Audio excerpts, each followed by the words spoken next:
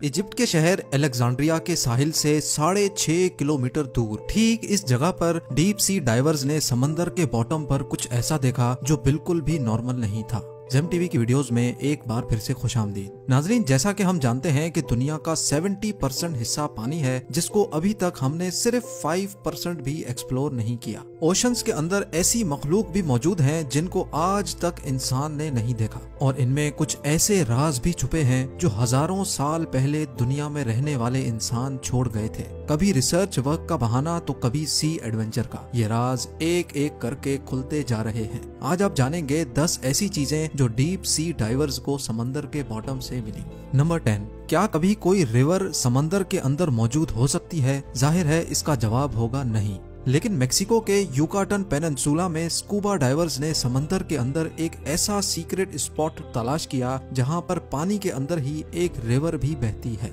जी हाँ, समंदर के पानी के अंदर बहने वाली रिवर असल में हाइड्रोजन सल्फाइड की एक मोटी तह की वजह से बनी थी, जिसके नीचे एक गार से आने वाला सॉल्ट वाटर मौजूद है। इस जगह को सेनोटे एंजेलिटा भी कहा जाता है। स्कूबा डाइवर्स के मुताबिक ऊपर से देखने पर सेनोटे एंजेलिटा बिल्कुल नॉर्मल दिखती है, लेकिन तकरीबन 30 मीटर अंदर जाने के बाद जो मंजर नजर आता है उस पर यकीन करना मुश्किल होता है।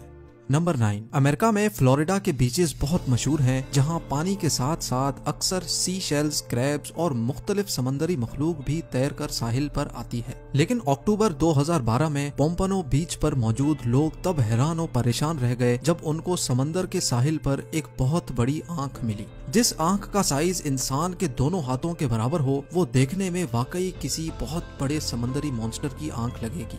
इस आई बॉल की फोटो सोशल मीडिया पर आग की तरह वायरल हो गई। चंद लोगों का ख्याल था कि जिस मॉन्स्टर की आंख तैर कर साहिल पर आ सकती है वो जरूर साहिल के आसपास ही कहीं भटक रहा होगा। इस खौफ की वजह से लोगों ने फ्लोरिडा के बीचेस पर जाना ही कम कर दिया था। लेकिन जब ये आंख वाइल्ड लाइफ के डिपार्टमेंट में भेजी गई तो वहाँ कई एक्सपेरिमेंट्स और रिसर्च के बाद ये मालूम पड़ा कि ये आंख किसी मॉन्स्टर जायंट की नहीं बल्कि एक नॉर्मल स्वॉर्ड फिश की है, जिसको किसी मछेरे ने पकड़कर उसकी आंख निकाल कर वहीं समंदर में फेंक दी होगी। नंबर 8, इजिप्ट के शहर अलेक्जेंड्रिया के साहिल से 6.5 किलोमीटर दूर ठीक इस जगह पर डीप सी डाइवर्स ने समंदर के बॉटम पर कुछ ऐसा देखा जो बिल्कुल भी नॉर्मल नहीं था। जब बात फ्रेंच आर्कियोलॉजिस्ट फ्रैंक गोडियो तक पहुंची तो उन्होंने इस जगह पर तहकीकात शुरू कर दी। हैरत अंगेज तौर पे इस जगह से 64 शिप्स, 700 एंकर्स, सोने से भरे हुए खजाने, 16 फीट लंबे स्टैचूज, टूटी फूटी इमारतों के हिस्से और छोटे छोटे पत्थर मिले जिन पर अजीबो गरीब लिखाई से कुछ लिखा हुआ था। जो खंडरात के नमूने यहाँ से मौसूल हुए वो समंदर के अंदर ही कई किलोमीटर तक फैले हुए थे। मालूम पड़ा कि यहाँ पर 2300 साल पहले इजिप्ट का एक बहुत बड़ा शहर हुआ करता था जो शायद इजिप्ट का मेन पोर्ट सिटी था और शायद जहाँ से मुल्क के कई कारोबारी मामला चलाए जाते थे। ये पूरा शहर आज थॉनिस हेराक्लियन के नाम से जाना जाता है, लेकिन हजारों साल पुराने इजिप्ट के इस पोर्ट सिटी को सैलाब खा गया या ये सुनामी की नजर हो गया, इसका अंदाजा किसी को भी नहीं है। नंबर 7, समंदर में 1 किलोमीटर डीप मछली की एक ऐसी किस्म भी रहती है जिसको देखना भी जापान में बहुत खराब समझा जाता है। इस मखलूक को जायंट और फिश कहा जाता है, जो अपनी जिसामत की वजह से अजीब समंदरी मखलूक भी कहलाई जाती है। समंदर में 1 किलोमीटर नीचे रहने वाली इस अजीब और गरीब और फिश की लंबाई 50 फुट से भी बड़ी होती है और इसको देखते ही पहला ख्याल यही आता है कि ये कोई समंदरी सांप या अजदहा होगा। जापान में ये माना जाता है कि समंदर के साहिल पर और फिश का नजर आ जाना कुदरती आफत के आने का एक सिग्नल होता है। लेकिन साइंसदानों के मुताबिक ग्लोबल वार्मिंग की वजह से समंदर के बॉटम पर रहने और बसने वाली मखलूक सतह समंदर का रुख करने पर मजबूर है। नंबर 6, अंडर वाटर स्पोर्ट्स में समंदरी दुनिया देखना वाकई एक दिलचस्प काम है। लेकिन इस एडवेंचर के दौरान किसी के सामने अचानक से ये स्टैचूज आ जाएं तो कैसा होगा? वेस्ट इंडीज के साहिल से कई किलोमीटर दूर इस मकाम पर समंदर के बॉटम पर मौजूद ये है under water sculpture park.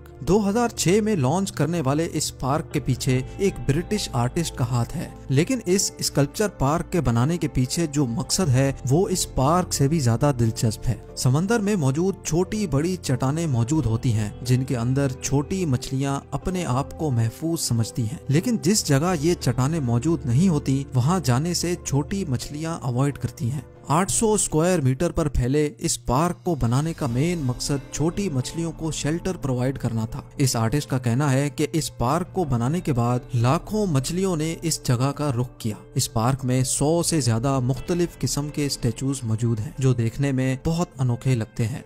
Number 5, जब से ये दुनिया बनी है तब से लेकर अभी तक जितनी भी कौमें यहाँ रहती थी, समंदर उनके बेशुमार राज छुपाए हुए है। इटली के करीब समंदर के बॉटम से डीप सी डाइवर्स को पुराने जमाने में इस्तेमाल होने वाली दवाइयाँ मिली। देखने में ये टैबलेट्स आज के दौर की दवाइयों से काफी अलग दिखती हैं, लेकिन अब मालूम करना था कि इनके अंदर कौन से केमिकल मौजूद हैं और ये किस मर्ज की दवा है। लेबोरेटरी टेस्टिंग से मालूम पड़ा कि ये दवाई कम से कम भी 2000 साल पहले बनाई गई थी, लेकिन इसके अंदर जो इंग्रेडिएंट्स इस्तेमाल किए गए थे वो जानकर तो और भी ज्यादा हैरत हुई, क्योंकि इसमें starch, pine resin, B wax, animal और प्लांट फैट्स के साथ साथ ओलिव ऑयल भी शामिल था। साइंसदानों के मुताबिक ये दवाई आंखों की बीमारी के इलाज के लिए इस्तेमाल की जाती होगी। ये दवाई एक छोटे टिन में अच्छी तरह प्रिजर्व थी और देखने में ऐसा लगता है कि ये हाथों से बनाई गई होगी, क्योंकि जिस स्पॉट से ये दवाइयाँ मिली थी वहाँ से थोड़ा ही दूर एक क्रैश्ड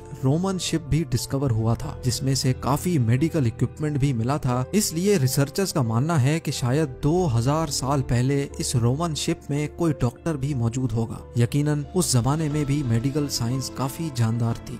नंबर 4, फ्रिल्ड शार्क समंदर के बॉटम में रहने वाली एक ऐसी मखलूक है जो देखने में दिलचस्प लगने के साथ साथ खौफनाक भी लगती है। ग्रिल्ड शार्क की बॉडी का कुछ हिस्सा डायनासोर जैसा है, जबकि कुछ हिस्सा सांप जैसा दिखता है। इसका मुंह दिखता तो सांप जैसा है, लेकिन इसके मुंह में दांत भी होते हैं और वो भी पूरे 300। जी हाँ, इसके 300 दांतों की डायरेक्शन अंदर की तरफ होती है। इस क्रिएचर की लंबाई 6 फुट तक बताई जाती है और इसका शिकार करने का अंदाज सांप जैसा होता है। फ्रिल्ड शार्क अपनी बॉडी के आधे साइज का शिकार भी एक ही वक्त में निगल सकता है। इसके दांतों की डायरेक्शन की वजह से अगर कोई भी चीज इसके मुंह में अंदर चली गई तो उसका वापस आना पॉसिबल नहीं है। 2007 में जापान के एक मछेरे ने फिशिंग के दौरान पहली बार ऐसे क्रिएचर को पकड़ा। वाइल्ड लाइफ के इदारे ने ये क्रिएचर पकड़कर इसको सी वाटर पूल में डाला, जहां उसकी पहली बार वीडियो बनाई गई। उनका कहना था कि समंदर में 1 किलोमीटर नीचे रहने वाला ये क्रिएचर शायद बीमार था, इस वजह से समंदर की सतह पर आ गया होगा। नंबर 3, जिन लोगों को हॉरर मूवीज देखने से डर नहीं लगता वो अमेरिका में मौजूद कैंप क्रिस्टल लेक जरूर विजिट करें, क्योंकि इस लेक के बॉटम में मशहूर horror film Friday the 13th के सीरियल किलर जैसन वोहीस का एक स्टैचू आपका इंतजार कर रहा है। लेक के बॉटम में रखा गया ये स्टैचू अपने मशहूर मास्क और तलवार के साथ खड़ा किया गया है, जबकि इसका मुंह ऊपर की तरफ है ताकि लेक में डाइव करते ही डाइवर्स को खौफ का एक झटका लगे। स्टैचू के मालिक ने बताया कि वो कई सालों से इस लेक में डाइविंग कर रहा है और उसने दूसरे डाइवर्स को प्रैंक करने की नीयत से फ्राइडे द 13th के इस खौफनाक कैरेक्टर को चुना, लेकिन चंद रिपोर्ट्स के मुताबिक अभी ये स्टैचू लेक से हटा दिया गया है।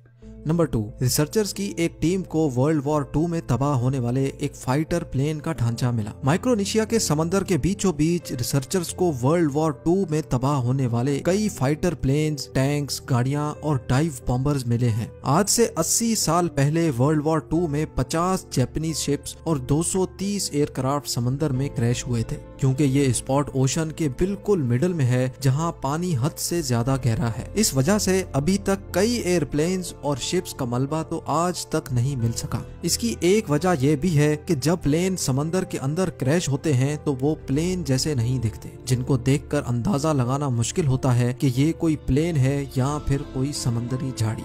और अब नंबर 1, 2014 में स्कूबा डाइवर्स के एक ग्रुप को ओशन से एक जायंट साइज का चाकू मिला। देखने में इसका साइज तकरीबन 6 फुट लंबा लगता है, लेकिन क्योंकि इन स्कूबा डाइवर्स ने कभी भी खुद को पब्लिक में शो नहीं किया, इस वजह से हमें ये बात आज तक मालूम नहीं हो सकी कि ये चाकू इस वक्त कहाँ मौजूद है और इतने बड़े चाकू का आखिर मकसद क्या था। क्या वाकई हजारों साल पहले इंसान इतने बड़े हुआ करते थे जो इनको इतने बड़े चाकू की जरूरत पड़ी? इसके बारे में मुझे कमेंट सेक्शन में जरूर बताएं। उम्मीद है ये वीडियो भी आप भरपूर लाइक करेंगे। आप लोगों के प्यार भरे कमेंट्स देने का बहुत बहुत शुक्रिया। मिलते हैं अगली शानदार वीडियो में।